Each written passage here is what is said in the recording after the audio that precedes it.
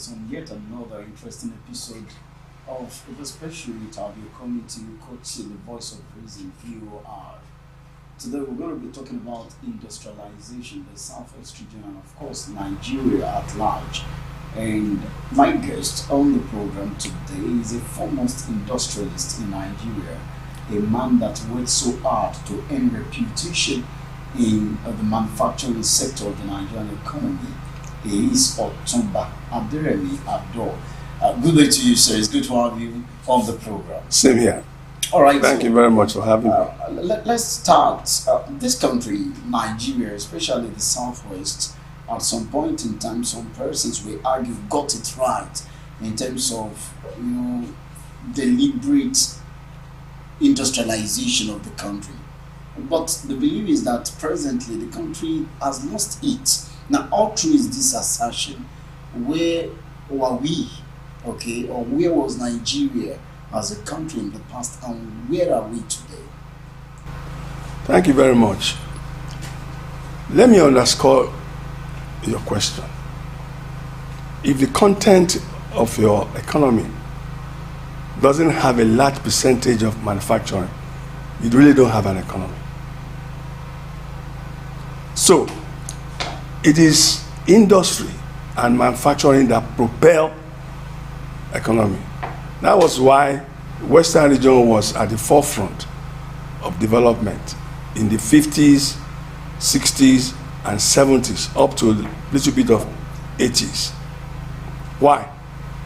The whole of Western region was dotted both in private and public industries.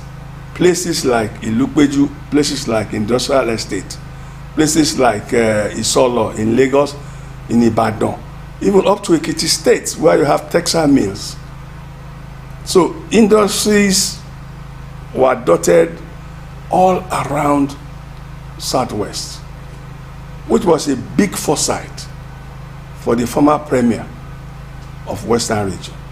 And of course, coupled with the level of aggressive level of providing education for our people, because there's a relationship between literacy level and your level of development, particularly when it comes to industry and manufacturing. So what has happened was that consistently several government policies after, let me say, 1970 up to the present time had been more or less anti-development. That is, policies were against manufacturing, whether it's deliberate or not. And those government policies actually influence the direction of the economy, whether the economy is going to grow, whether it's going to develop. Those policies actually affect it.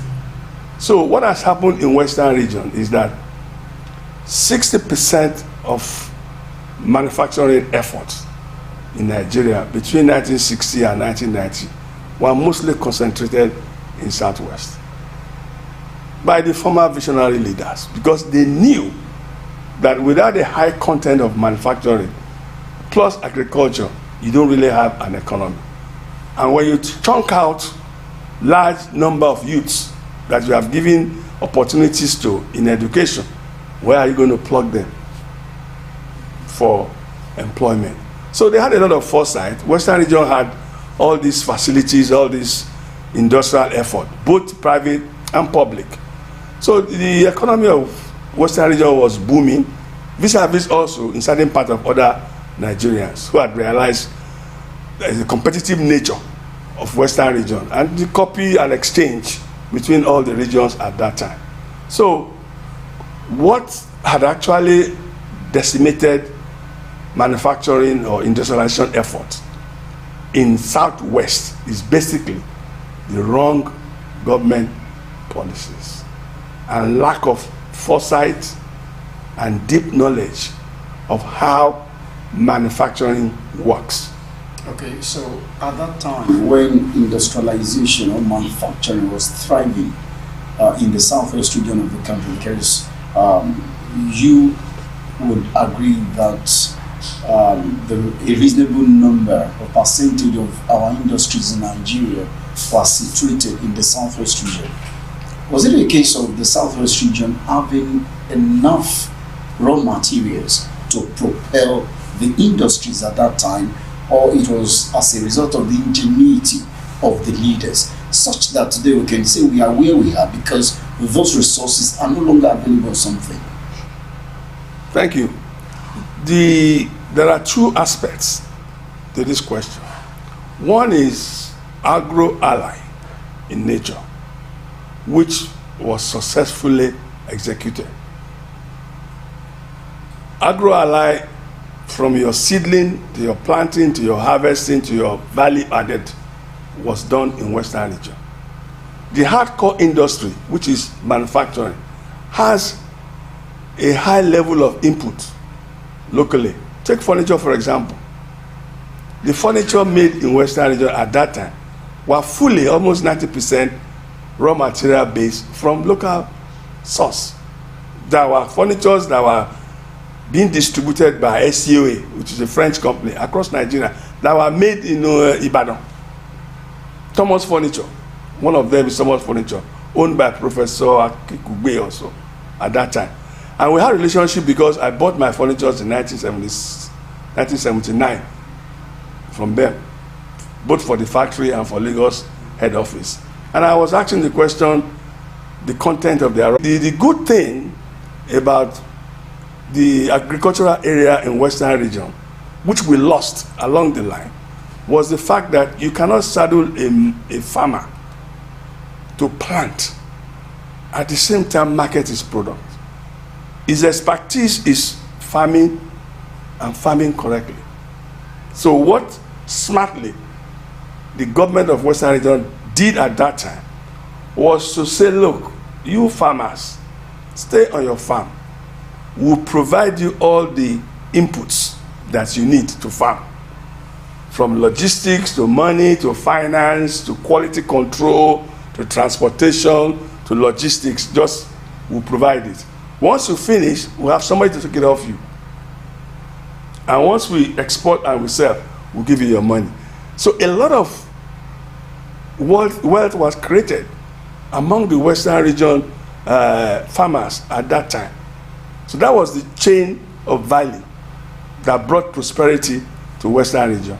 In the core manufacturing area also, you have late Chief T.A. Odutola in Ijebu-Ode, who is the founder of Nigerian Manufacturers Association, with industries in alliance with Leventis, both in liquid alcohol, beverages, and all the rest of it. Have all sorts of industries in Southwest. They were able to have a mixture and a large percentage of their raw materials, both import and locally added raw material.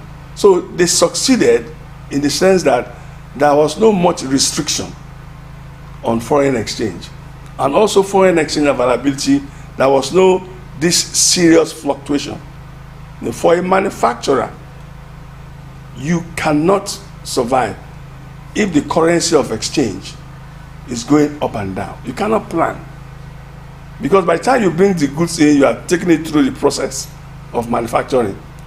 If there's an impact on the exchange rate, it impacts how you bring in your next percentage of raw materials. Even if you have 60% locally and 40% from that, 40% still have a negative impact if there's no stability in the currency. Okay, you did say the other time that there is correlation between the level of education of the people and the level of industrialization or the level of manufacturing that will take place. Let's cast our mind back. Was there a formal education for the manufacturers at that time? I mean, if we are saying, you've mentioned some prominent names, while they taught in a formal setting, the expertise they gathered, was it in a formal setting such that we can say, okay, let's go back and imbue all of this into our curriculum today, or it was an innate thing? The answer to that is in two parts. Some people are gifted. They are naturally good entrepreneurs with vision. Like I mentioned, Chief Odutola, his education is not that high, but he has instincts, natural instincts for investment in the right places. The people running Western Region government understood one thing, one fundamental principle, that if you are setting up industries, you need a good manpower to go with it. That's why the profit from free education was our ability to convert graduating students into training, into working in those factories. So if that sequence had not been broken, like I said before, in 1985, Nigeria will not be where it is. Western region also will not be where it is. I would suggest, or I would say, that the government needs to realize that you cannot create jobs. You cannot have a high revenue by just trading. Particularly what we call container economy, which is just virtually import everything you need for your people. It should be the corollary. If you can provide or make at least 30, 40, or 50% of your needs locally, your economy will start to grow in double-digit GDP.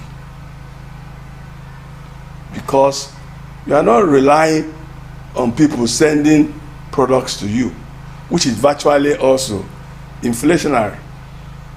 Because the moment there's a problem with the oil and pricing in the Western world or in Far East Asia, where we import bulk of our needs, we are importing products, we are also importing inflation.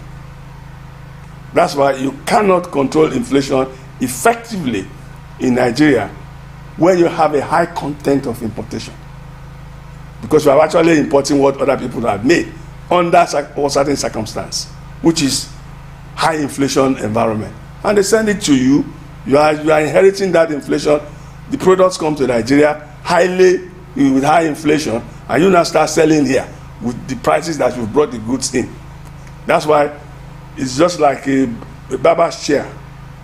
The government institutions that control fiscal and monetary policies, seems to be going around. Movement without. Yes, because today they will say the MPR is 13%, tomorrow is 15%. You have to go deeper to find out the instability of the monetary policy. This is one aspect of it that is very critical. Because we are import dependent. 70-80% of our needs are provided from outside. I mean, before we go into government policies, yes, which you identified as one of the bane yes, of manufacturing or industrialization in the country, what has happened to a culture in the Southwest region? For instance, investigation revealed that your entry into the industry world, into the manufacturing world, can actually be traced to your background. Okay, you have a background of your parents being into this thing, and they were entrepreneurs. Yes. You embraced it. Yes. And so somehow one can say that it was passed across and you embraced it. But it's been observed that that culture seems to have been jettisoned. Most times, even when you have parents that are industrialists or that are entrepreneurs today in the Southwest region, they encourage their wards to travel abroad and settle down, do whatsoever trade they. So what has happened? You look at the Jebus, the Badans, there are prominent names, okay, that will naturally ring bells. But would you say that it was passed across to their children? Could that be one of the reasons why we are also where we are? Like I said before, the environment dictates your direction.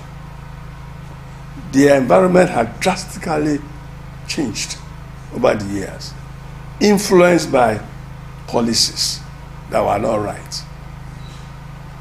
In any nuclear family or in any family, the probability of the children going after what their parents have done is very high. When your father is a professor, you tend to be, towards that area. When your father is a doctor, when you look at a nuclear family, maybe 4 or 5, 1 or 2 of the children will embrace that. But we lost it. And the reason why we lost it was a dismantling of our culture, of our entrepreneurship spirit. Also, we don't have a visionary, we are not working in a visionary environment. I'll give you an example. We don't have a national ambition as a nation. We don't have a national ambition. In 1955 or 56 or 57, American President John F. Kennedy said Americans were going to the moon. They would land in the moon. That's what created all these technologies that you are seeing. It was a national ambition. It galvanizes all the citizens, both in school, in technology. Everybody was looking at that particular ambition, and they worked towards it. And what did he bring? He brought internet. He brought all this GSM phone. He brought space technology. He brought satellite. These are things that, in a practical sense, the government needs to pursue. A national ambition. It's not taught in any textbook in any university.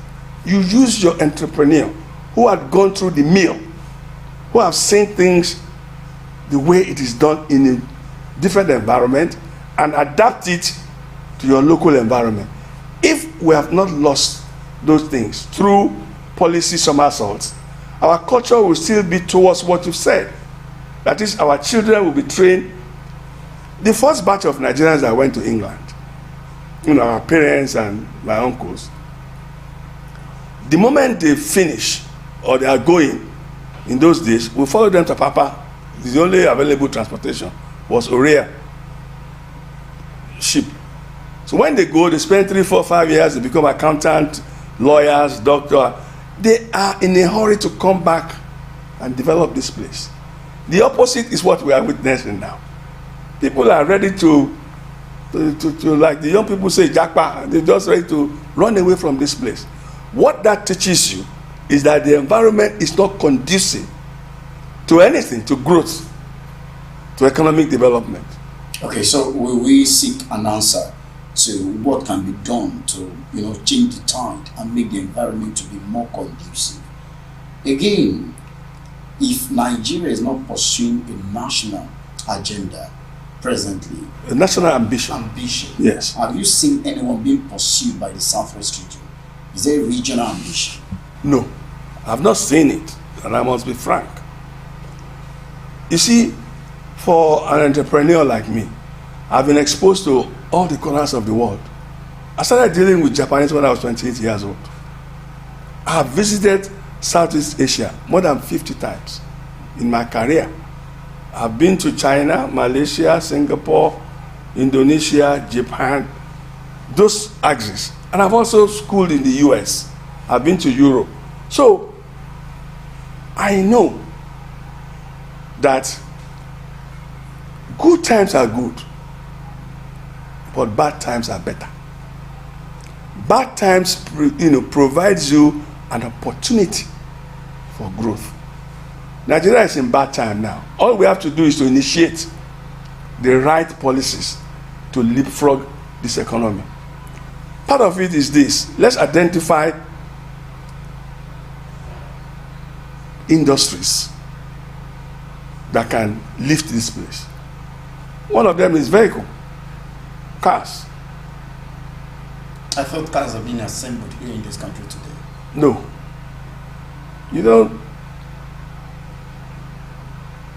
Let me try and bring a little bit of education in the manufacturing of cars. For me, if I want to be consulted by the government, that how do we approach vehicular manufacturing in Nigeria, This is the roadmap.